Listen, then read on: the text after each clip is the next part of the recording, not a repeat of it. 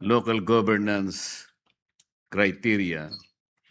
Gusto ko pong malaman, Mr. President, ano-ano po yung mga indicators that are consistently very, very low in their performance nationwide?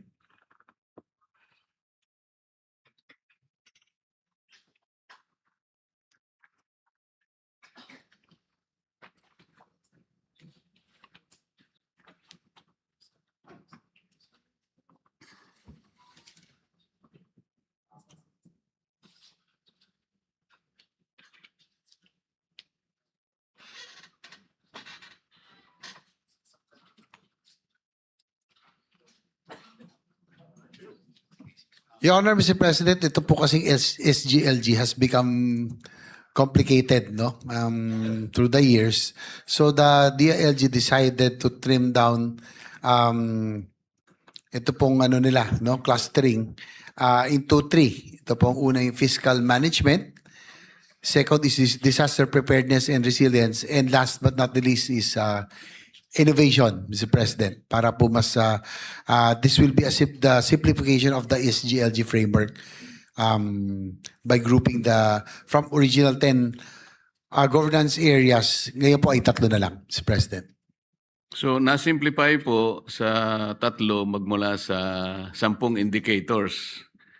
Ano po ang relative weights po ng natirang indicators? Halimbawa po, kung 3 na lang, baka yung isa 50%, yung dalawa 25-25, kaya 100. Tama po ba yun?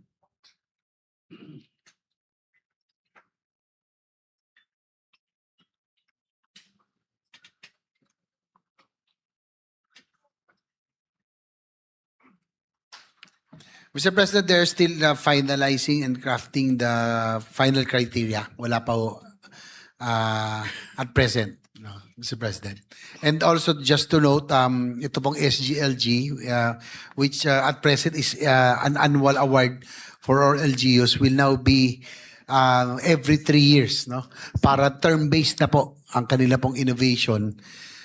The rationale being, Mr. President, Your Honor, there are about 4.5 million man-hours that is being wasted in the conduct of the SGLG awards from the DILG personnel, Mr. President. Kaya gagawin po nila. Wala pa yung LGU dito, Mr. President. So if you include the LGU, sa abot daw ng 10 million man-hours. So kaya po yun yung rationale why they will now make it term-based. So every 3 years na po ang SGLG. Very laudable po kasi ang objective nito.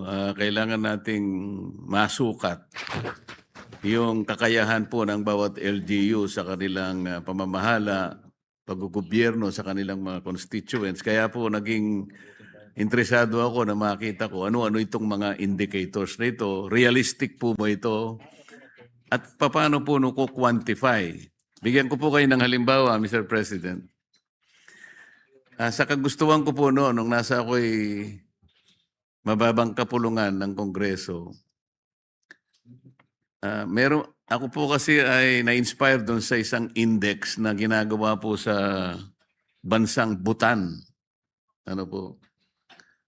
Meron silang smiling index, yung happiness index. So, naimungkahi ko po doon sa dating NEDA. Ngayon po atay DepDep. Pumunta po ako. Ako pong mag-isa ang pumunta eh. Dahil sa gusto ko pong sukatin, ano-ano po yung mga indicators na pwede natin gamitin para lang malaman natin masaya ang isang tao o hindi. Tinawag ko po yun tentatively, Mr. President, na ngiwi o ngiti. Kasi po nakangiwi, medyo mabigat ang kanyang problema. Ano po? Pag nakangiti, medyo masaya yon. Ang ginawa ko po, nagpunta po ako sa opisina ng NEDA. Siyempre po ang NEDA ay mga talagang iginagalang po natin dyan sa paggawa ng mga indicators. Sila naman po ang ating mga national income accountants. Nakipag-meeting po ako sa kanila. Inabot po siguro ako ng mga 2 linggong nakikipag-meeting. tulungan niyo po akong maghanap ng mga indicators para lang po, meron na po akong mga respondents po na organize ko na po sa bawat probinsya. Tingnan niyo po itong aking bilang ng mga respondents. Kung tama, ang kulang ko na lang po yung indicators.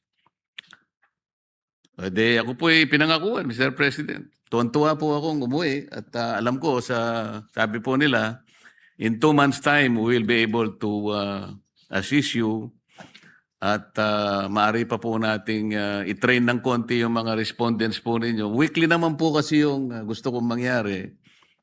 Para sa ganun, halimbawa sa week na ito, medyo ngiti po yung nakangiti kung masyadong maganda yung pagkakangiti o konti lang ang ngiti o kaya nakangiwi.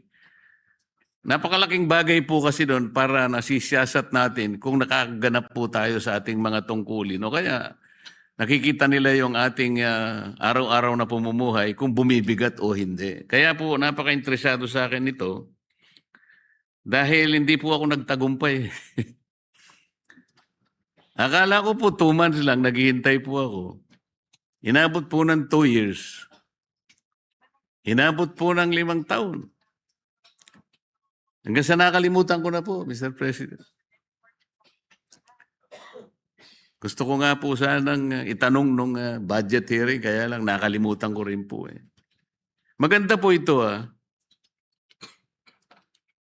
Pagka nasusukat po natin yung sa governance ng local governments, nagiging guide din po natin kung sino-sino yung nakapagbibigay ng kasiyahan sa ating mga leaders at napapasaya po nila ang kanilang mga constituents. Tama po ba ako, Mr. President? Yes, we are giving honor, Mr. President. Talagang through the years, yung SGLG really created an awareness on the different LGUs to really strive and to try to get this award. Parang ano na ito bragging rights ika nga, pero at least they are improving their ordinance, their governance in the process as well, Mr. President. Napaka-importante po kasi, Mr. President, yung nakapagpapasaya tayo, napaliligayan natin ang mga constituents sa mga programang atin pong ginagawa. Katulad po ng ginawa ng ating Secretary John B. Cremulya, sa aking palagay po ay kailangan po meron siyang commendation dito. Napansin ko po kasi noong January 2025, inalis niya na po yung criteria na dapat po yung nagsusupply ng mga fire trucks. Meron na siyang parang record ba ng performance, 10 to 15 years na siya yung meron siyang record na ganun. Ibig sabihin, kung halimbawa po ay nakapag-supply lang kayo ng 1 year, 2 years, hindi kayo qualified. Kaya po sa loob ng halos 20 taon, napansin po niya na sa Bureau of Fire, 2 lang po ang suppliers, Mr. President. Parang na-concentrate sa 2 sapagkat maaaring ganun po ang mangyayari dahil sila na lang po ang nagsusupply. Pero nung alisin po ni Secretary John Vic yun, lumilitaw po yung mga sumunod na binili po nilang fire trucks, magmula po sa 15 million bawat isa, naging 8 million po. Sa makatwid, nakatipid po sila ng 7 million sa bawat unit po ng fire trucks. Ito po isang bagay na kailangan pong mabigyan ng commendation ng ating mahal na Secretary. Congratulations, Secretary John Vic.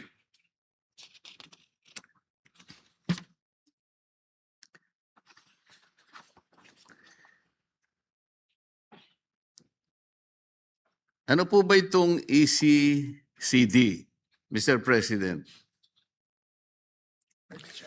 It's Early Childhood Care Development Council, Your Honor, Mr. President.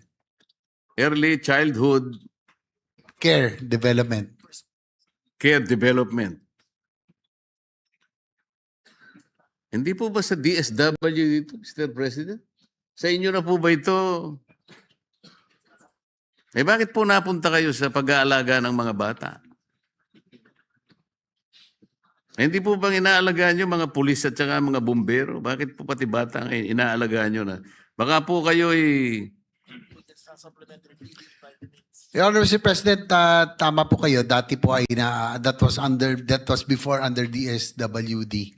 But since most of the daycare centers are in the LGUs, barangay halls, no, may mga sa barangay halls, so it was transferred to the DILG supervision, Mr. President. nakabuti po ito, Mr. President?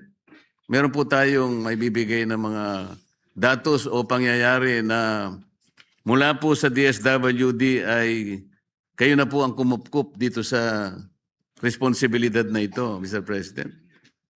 Your Honor, Mr. President, that remains to be seen as this will only be implemented this coming May 2026. Ang alam ko po itong ECCD, Mr. President, sa DepEd po ito. Co-chair po ang DILG and the DepEd, Mr. President. So sa mga tweet po, sa pag-aalaga po ng dalawang ahensya, DepEd at DSWD, minabuti po nilang ibigay na lang po sa inyo, Mr. President. Tinanggap naman po ninyo ng buong puso, Mr. President. Your Honor, Mr. President, it will be DepEd, yes, DepEd and DILG, since it is stipulated now under the law, under an RA 12199. So, co-chair po talaga ang DILG and DepEd tungkol po sa ECCD, Mr. President. Mr. President, meron pong special provision ngayon doon sa reimbursement ng expenses na kanilang ginasta sa anti-smuggling and economic subversion operations. Bakit po, Mr. President? Why is there a need for reimbursement of expenses, specifically for anti-smuggling and economic subversion operations? Hindi po ba ito'y parte na rin ng inyong ahensya sa usual operations with corresponding budget allocations?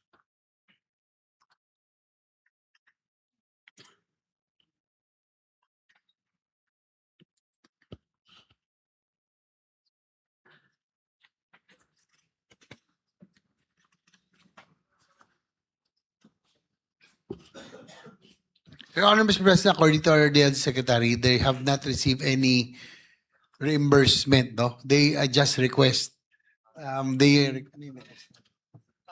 kasi ang performance ng PNP at saka ma-implement PNP sa anti-smuggling na cigarettes at agricultural products. So, nag-aanda ng... Additional. Your Honor, Mr. President, they are also, to add that they are requesting for additional funding because the PNP plays an important role in the anti-agriculture smuggling, agriculture economic sabotage, especially when it comes to Sa public, may pala rin ito po, in the oil and oil and agricultural products. there's oil and agricultural products and even cigarettes. Malaking bagay po yung nagiging papel po ng PNP, you know, in arresting those violators. So po yung so that's why the reimbursement of expenses incurred in the anti-smuggling and economic subversion operations they are requesting, no, so that they can perform better yung kanila pong enforcement capability. Kasi ngayon po, kumukuha sila ng pondo kung saan-saan.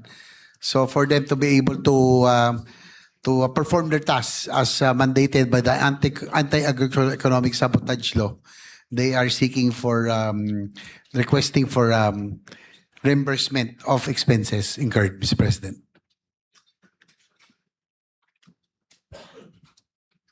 I hope this can be justified, Mr. President, dahil kasama po kasi sa budget allocation.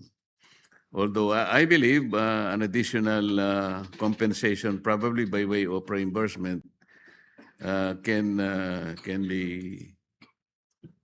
siguro pwede rin po siguro, kaya lang baka magkaroon po ng problema dahil naka-budget po. Yun lang naman po yung concern, Mr. President. You know. Pero po yung pong mga kargamento o mga items pong nako-confiscate ninyo, nakukuha po ninyo dyan sa mga iba't ibang mga gumagawa ng hindi mabuti, nai-inventaryo po ba lahat ito? At saka ito po ba'y naibebenta? At kung sakaling naibebenta, paano po na-account yun, Mr. President?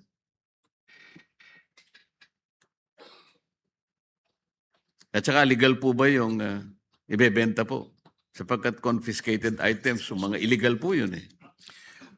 Yes, Your Honor, Mr. President, those that are seized, no, are turned over to the court, and the court, it's the court's discretion and disposal, Your Honor, Mr. President. Wala pong naibebenta. Wala po silang ano eh. I don't think the DILG has that mandate, no, Mr. President. So it's the courts that will have the discretion. Salamat po. Meron po ang DILG na program, kung tawagin po ay Bantay Corruption. Ito po ay na-launch na yata noong pang October 2018. Ito po ay isang programa para makatulong po, ma-intensify po yung ating laban against corruption sa buong bansa. Ito po yata ay nagawa para siyang maging leader ng ating mga anti-corruption efforts at sa mga activities ng ating departamento. Pwede po bang malaman natin ang mga naging output natin, ang ating pagtatagumpay sa programang ito para malaman naman po ng ating mga kababayan na meron po namang ginagawang ganito ang DILG, lalong-lalo na po yung corruption na alam po natin ngayon ay biglang nabuyang-yang sa buong kapuluan dahil ito po ngayon ay nasangkot na pati po yung ating mga flood control projects. Sa inyo pong programa, meron po ba kayong naibahagi, halimbawa, dito sa pinag-uusapan at iniimbestigang flood control projects, ano po yung naging participation po ninyo? Kayo po ba ay nakatulong? Kayo po ba ay nakahuli dito sa investigasyon na ito para maibahagi po ninyo sa Blue Ribbon Committee kung sakasakali po? Dahil malaking bagay naman po ito, ang LGUs po ay malaking isa pong importanteng partners po ng lahat ng ahensya kung ang pag-uusapan po ay ang pagbabantay ng katiwalian sa ating bansa. Your Honor, Mr. President, according to our DILG Secretary, they will be now shifting to, they will now be using technologies so as to prevent human intervention, no? Lalong-lalo na po rito nung sumabog po itong floodgate scandal. So one of the first steps is the establishment of an artificial intelligence or AI backbone for monitoring government construction projects, no? Para po lesser human intervention. So they will rely on technology, Mr. President. Tapos ito pa.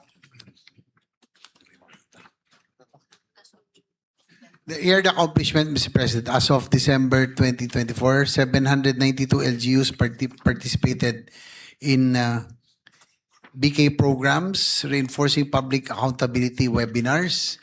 412 LGUs reoriented on public accountability. 100% of complaints against LGU officials and employees acted upon. And one policy recommendation developed, Mr. President. 10 minutes. Kasi po ang iniimbestiga pong bilang ng mga flood control projects hindi po bababa sa 9,000 projects. Iniisip ko po, Mr. President, sa dami po ng LGUs natin sa buong Pilipinas, ang barangay, mga barangay lamang po ay 42,000 mahigit na po, Mr. President. So, napakalaki po ng may tutulong ng bantay corruption. Ang tinatanong ko lang, baka sakali sa 9,000 flood control projects na atin pong iniimbestiga, baka meron po kayong napansin o nakita na naitala na talagang mga ghost projects talaga, makakatulong po kayo na makapagbigay ng kaukulang impormasyon sa ating Blue Ribbon Committee.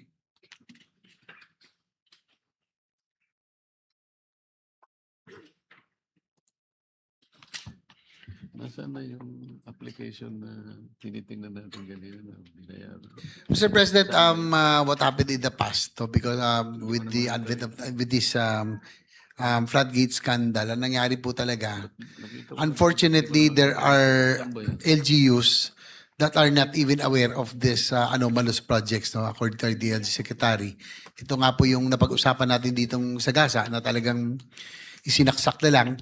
So now with all of this, the reforms that we will be introducing this time around by requiring at least a sanggunian resolution or request from the sanggunian or RDC from the RDC dapat may RDC approval na po according to master plan, so that yung pong existence or having anomalous projects will be prevented, Your Honor, Mr. President. So we will be having a lot of safeguards, no, as a result of this floodgate scandal, Your Honor, Mr. President. Pero ang ano po ng DLG is really to turn to technology this time again so as not to depend on human intervention para po maging AI driven. So ito po yung kanilang proposal, Mr. President. Napaka-importante po kasi, Mr. President, lalong-lalo na po itong program na ito ay nakabatay pa sa Sustainable Development Goal at tinitingnan ko po ang inyong programa at ang DILG outcome framework pa nga po ay promoting accountable, transparent, participative, and effective local governance. Kaya iniisip ko po, napaka-effective ng programa na ito at tinakala ko po na dahil sa effectiveness na ito, na sana'y nakabahagi man lang kayo doon sa ginagawa ngayon ng ating pamahalaan na talagang usigin natin kung sino man ang talagang pinag-ugatan ng lahat ng ito. At ang inyong programa po ay isa sa makakatulong na maging partner po ng Blue Ribbon Committee, Mr. President. Tungkol naman po sa ating kapulisan, sa kagustuhan po nating maging effective sila, gusto po naming malaman, on the average, is the monthly budget allocation for the MOOE ng bawat isang istasyon ng pulis. Magkano po kaya on the average ang kanilang MOOE, Mr. President?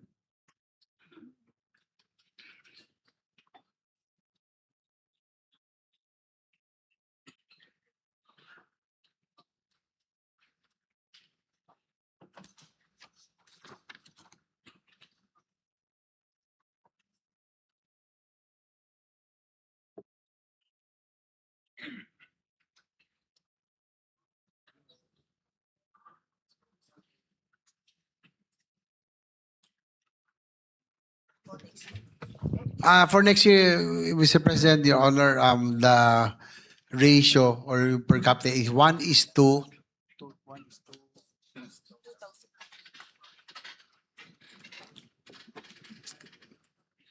1:2,000, Mr. President.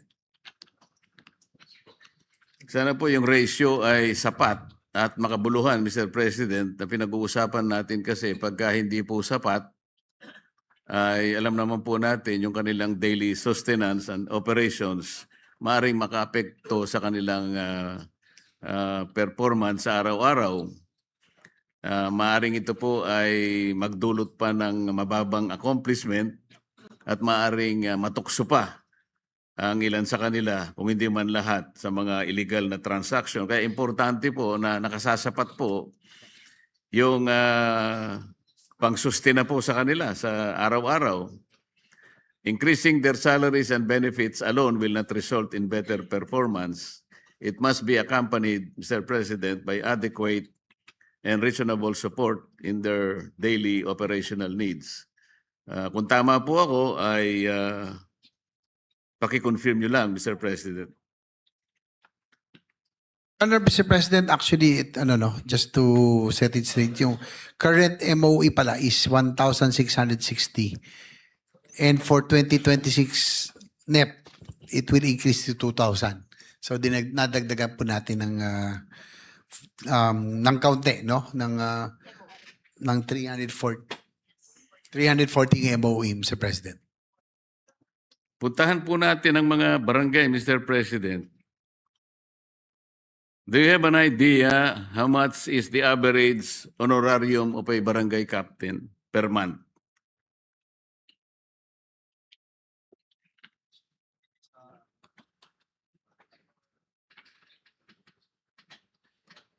Your Honor, Mr. President, they don't have the data later on, but it depends on the capacity of the barangay, no? Nasa kanila po yun kung ano po yung kaya nila ibigay na allowance, no? Sa mga DLG, sa mga barangay officials, Mr. President.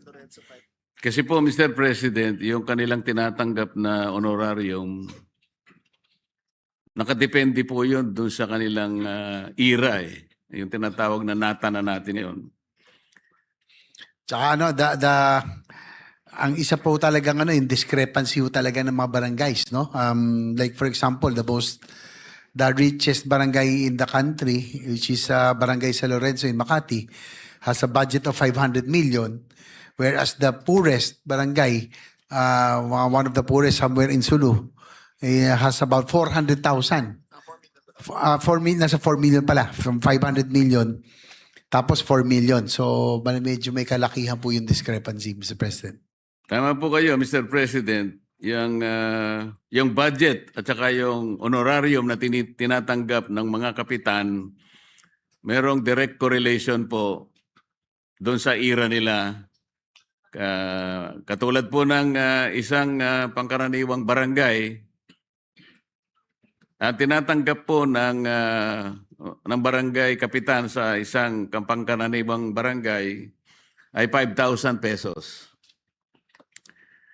Pero po dun sa mga affluent barangays, meron pong umaabot ng 30,000 to 35,000 pesos per month. So makikita po nyo yung discrepancy.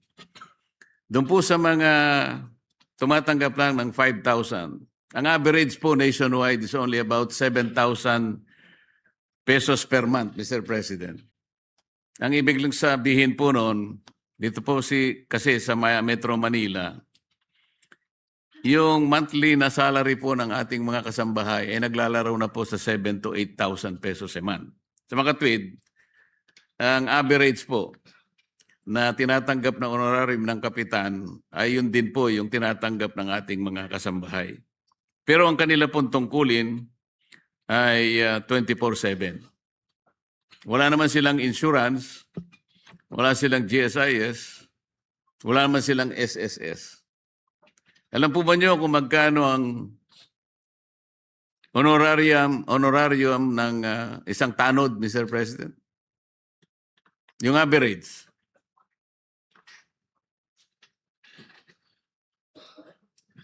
Your Honor, Mr. President, it also depends on the capacity of the barangay, Mr. President. 900 pesos po, Mr. President, ang average. Kasi po, pinagsikapan ko pong aralin ng konti yan. Nakapag-interview po ako ng halos 1,000 kapitan sa ating buong kapuluan nung ako po ay nasa House of Representatives. Ang average po is 900 pesos per month. Sa iba po mga affluent, merong 2,500, 3,000. So ang discrepancy, ang disparity, talagang malaki po, Mr. President. Alam nyo rin po ba kung magkano ang tinatanggap na honorarium ng miyembro ng Lupon Tagapamayapa?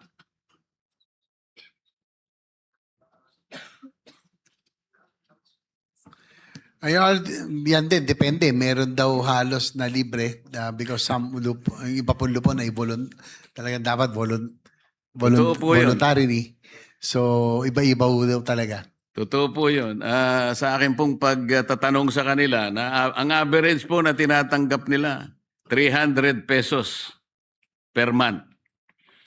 That's correct, Your Honor, Mr. President, according Noong to pong DLG. tinanong ko yung isang barangay sa Maynila, ang una niyang sinabi sa akin, 3,000 pesos, sabi niya. Teka muna, baka nagkamali ka, sabi ko, Mr. President. Kasi ang kwenta ko rito, 300 pesos lang per month. Bakit ikaw, 3,000? Napakaswerte ka ako ng membro ng Lupon Tagapamayapa. Ay, hindi pong ibig ko sabihin 3,000 pesos per year. Ganun po ang kalagayan. Kaya nung tingnan ko po yung mga nota ko po doon sa kanyang barangay, siya pala yung pinakamagulong barangay sa buong Pilipinas. Wala po sigurong gustong maging membro ng kanyang lupon sapagkat kung 3,000 pesos per year, magtitinda na lang po siguro siya ng sago at gulaman siguro, Mr. President. Well, that's Mr. President, that's the sad reality of our workers in barangay, no? Sama na natin yung barangay nutrition scholars, barangay tanod, lupon, and the BHWs, Mr. President. Ito po yung mga nag-file nga ho tayo na muntik na may ipasa Magna Carta for Barangay Health Workers. Unfortunately, nag-withdraw ang House, but a BHW earns as low as 500 a month in low-income LGUs. Pero alam naman natin, BHW, ito talagang umulan, umaraw, talagang umiikot po ito. We're hoping that we can find a solution. Yung proposal nga natin to make it uniform, mga third to fifth class BHWs na talagang hindi kayang bigyan ng decenteng na compensation will receive about 3,000 pesos at least. Yung first class and yung second class to city kasi medyo magaganda yung kanila pong allowance.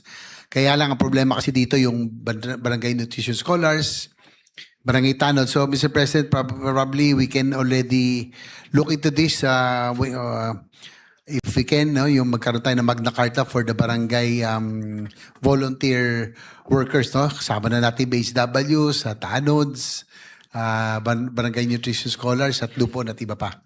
So that it will be standard. Yung naman po, yung kanilang at least decente, yung at least yung kanilang maibigay na, although voluntary nature, at least yung nabibigay naman lang compensation or allowance sa kanila will be at least we can call decent enough, Mr. President. Meron po tayong panukalang batas na Magna Carta for barangay po, pero yun po ay sa aking pagkakaalam, nilumot na po sa House of Representatives. Kaya ako po ay meron panukalang batas na ina-address po itong ating pinag-uusapan ngayon. Sana po sa mga susunod na mga panahon ay matalakay po natin at matulungan po natin ang ganitong kaawa-awang kalagayan ng ating mga manggagawang barangay. Huli na po ito, Mr. President. Gusto ko pong maitanong, napakarami po kasing mga proyekto na ginagawa ang mga barangay. Meron po silang hapag. Ito po ay halina't magtanim ng prutas at gulay. Tama po ito, Mr. President? Yes, the DLG Secretary and the DLG families are nodding their heads. So they confirm. Meron pa po Mr. President. kayong bida, Mr. President. Ang bida ay buhay ay ingatan, droga ay ayawan. Tama po. Yung pong bida, Mr. President, according to our DLG Secretary, is not anymore standard. Pero po yung isa, Bakit hapag po? po ay, Ang ganda ongoing. po nito Buhay ay ingatan. Ayaw na po ba nating ingatan ang ating buhay? Bakit ito po inalis nyo? Oy,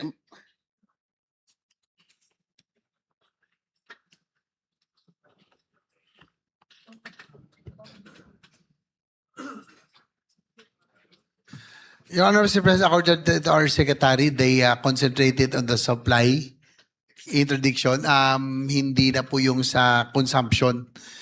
In fact, they were able to reduce the annual consumption from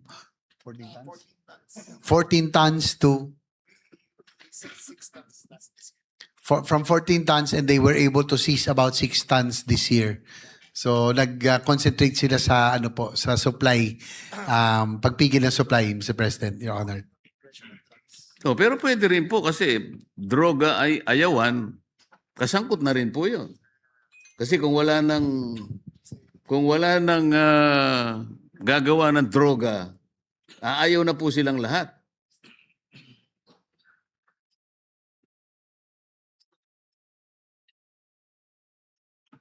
Your Honor, Mr. President, according to the LG Secretary, that yung slogan-based programs is not as effective as yung kanila pong strategy ngayon na talagang yung supply, ang supply po ang putulin. Yun po yung kanilang strategy ngayon, really to get to the kill, kumbaga prevent the further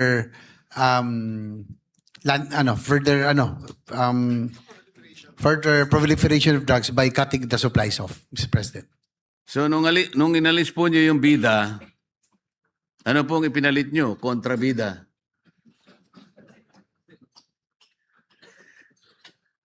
Meron pa po kasi kayong bukal eh. Ang ibig sabihin, buhayin ang kalikasan. Meron pa po ito. That will be from the environment, Your Honor, Mr. President, sa Oo nga environment po, program. nandyan pa rin po. Yung ano daw po, yung wala na raw pinal sa bida, hindi na contra supply daw ho ang kanila. Di pwede rin, kontrabida. So bukal, buhayin ang kalikasan. Buhay pa po ito. May mga barangays daw po na may gumagawa, Mr. President. Aba, kailangan po. Ito po ay lahat po ito ay merong memorandum eh. Alam ko po eh pinagtibay po ito ng DILG. Meron pa po kayong kalinisan. Bukal is tree planting, Your Honor, Mr. President. Tree planting program sa mga barangays. Opo, alam ko po 'yon. Yung kalinisan, ano po ibig sabihin nun?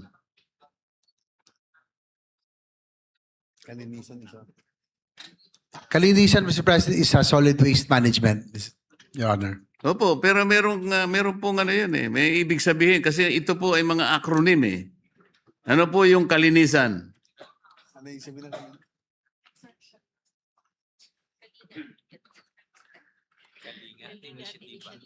O ako po kasi sinusubaybayan ko yung mga programa ninyo eh. Kalinga at inisyatiba para sa malinis na bayan. Yun po yung nakalagay Tama dito. po. Yan nga po ang kalinisan, Mr. O yung barko, ano po? Meron po kayong barko eh. Barangay Road Clearing Operations, Mr. Ayan. President. Listo sikap. Disaster Risk Reduction Management, Mr. President. Ang layo naman. Listo sikap. Ang layo naman ang ibig sabihin. O hapag kay PBB. Alert. Ibig sabihin daw kasi alert yung pong listo. Sige. Ano po yung hapag katutubo? Alam po niyo, Mr. President, kaya ko po binanggit ito, mga importante pong mga programa na kung itataguyod po, lalo na po yung hapag. Yung hapag, halina't magtanim ng prutas at gulay. Mr. President, Mr. Chair, iimbitahan ko po kayo minsan sa aking bahay. Doon po sa paligid noon, makikita po nyo, meron po akong tanim eh. Every 3 days or 4 days, nakaka-harvest po ako ng okra, ng talong, kamatis at konting sili. Totoo po ito, nagkamali lang po ako, dapat na nalitrato ko po para sa ganoon na ipakita ko sana sa inyo. Importante po lalo na ngayon na talagang hirap na hirap po tayo, napakaraming mga kababayan nating naghihirap. Kung may taguyod lang natin yung programa na yun, kahit na yung hapag lang na yun muna, ang laki po ng may tutulong. 42,000 or more barangays in the country.